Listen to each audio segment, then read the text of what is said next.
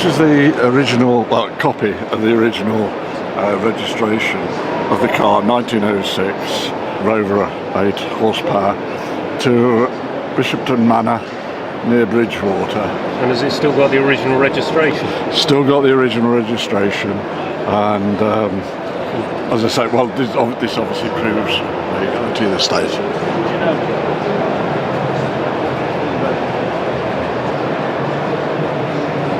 The car is owned by Jeff Norgrove, who's a member of the established pre-war car club.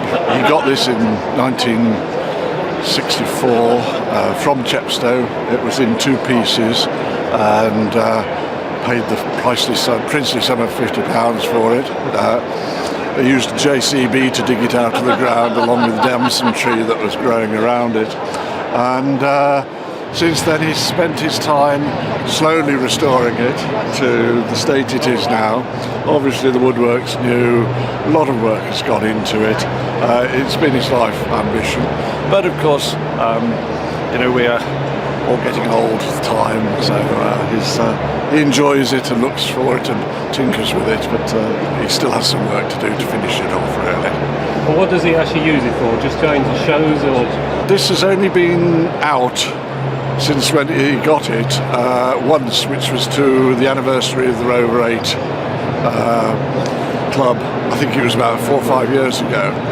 Otherwise it's been in his barn, where he goes and does bits to it every so often. I have to be honest, he also has Model T Fords, which he also runs as well, so he has enough to keep him occupied.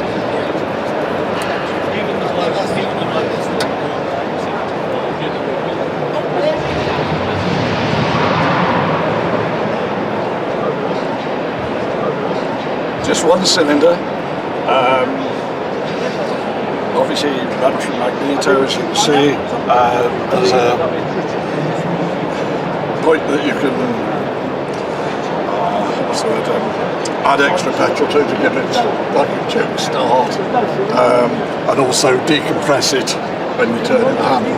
As you can imagine, it's 1300cc, one cylinder. And how fast will it go? How fast will it go? It will go to up to about 10, 15, 20 miles.